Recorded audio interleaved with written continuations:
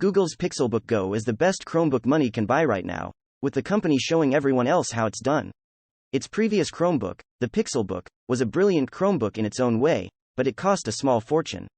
The Pixelbook Go, on the other hand, is a more affordable Chromebook that retains a lot of its predecessor's premium features, while bringing some brilliant upgrades as well, including an astounding battery life and fantastic keyboard. In our review, we could tell some sacrifices had to be made to bring the Pixelbook down to this more manageable price, but it still features some impressive specs for a Chromebook. Chrome OS positively flies on this device and puts its performance on par with many of the more expensive Windows laptops and MacBooks that grace the rest of this page. If you're looking for the ultimate Chromebook, then the Pixelbook Go is the one to get. Google Pixelbook Go has made Google's otherwise pricey product line just a bit more accessible to consumers. That makes it a welcome addition to the roster, especially for budget-minded users who cannot afford Google Pixelbook's premium price. However, to keep its price relatively low, certain sacrifices need to be made. Google Pixelbook Go is missing out on the more premium features like biometric login. It's not exactly the cheapest Chromebook on the market, either. Plus, while its base configuration is affordable, the higher you climb up its specs ladder, the more expensive it gets, making it less of a great value. With such compromises, is the Google Pixelbook Go even worth taking a look? It's not without merit. It boasts a 1080p webcam, great battery life, and an impressive keyboard, and they're more than enough to convince those looking to move on from their tablets or very dated laptops. And it's still the most affordable way into the Google product line. Even if those with the dough will still find the flagship Pixelbook to be their go-to option, for many, the Go is the ideal choice.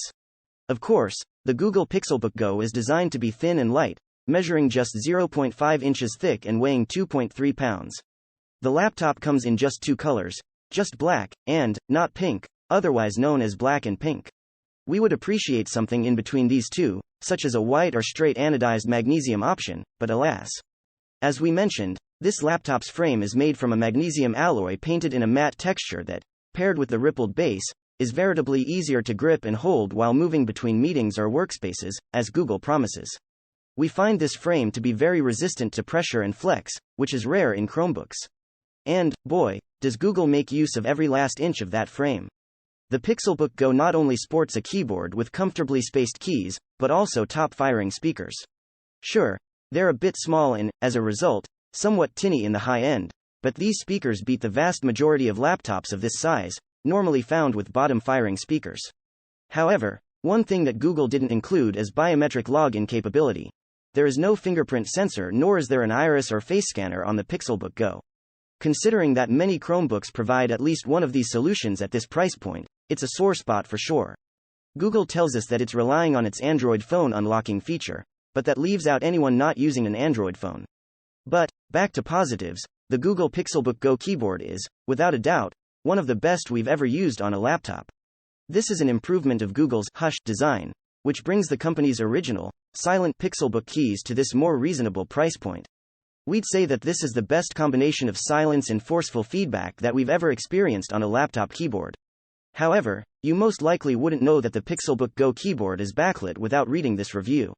Pro tip. Holding the Alt key and then pressing the screen brightness controls toggles the level of keyboard backlight brightness. It's not a deal breaker, but this design is not that intuitive, to say the least, as this combination doesn't do anything for any other key on the top function row. When it comes to connectivity, the Pixelbook Go is equipped with two USB-C 3.1 ports that can handle both charging and display output, in addition to a 3.5mm headphone jack. This is by no means an expansive port selection, but it doesn't really have to be.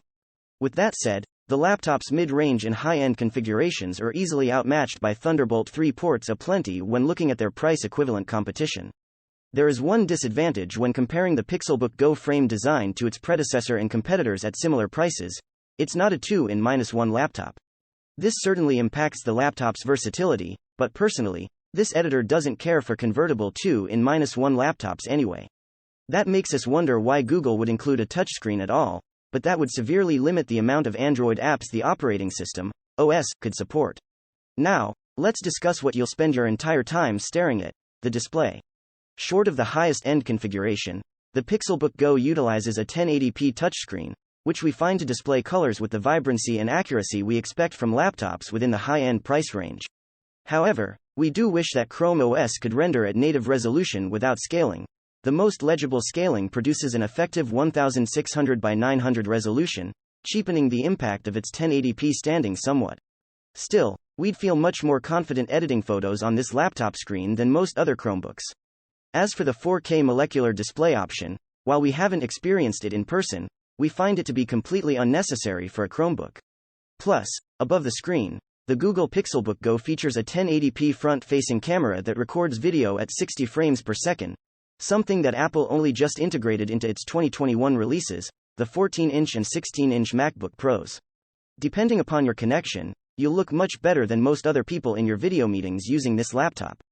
Being a Chromebook, you shouldn't expect groundbreaking performance from the Pixelbook Go, particularly with fanless Intel CPUs inside. While we can't speak for the entry-level model's Intel Core M3 performance, we can say that the Core i5Y series is more than enough for basic tasks and even some light photo editing.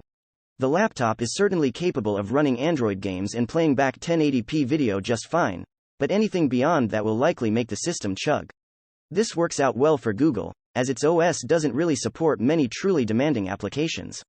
We found that, with 8GB of RAM, this Chromebook is much more able to multitask between a number of Google Chrome browser tabs, more than a dozen, without having to reload them upon accessing them due to memory shortages. Most Chromebooks at this price offer just 4GB of RAM to their detriment, as Google's browser is awfully RAM dependent, even after updates. Also, for its price, the Pixelbook Go's Geekbench 4 numbers aren't that much worse than the latest MacBook Air, at least with the configurations we've tested.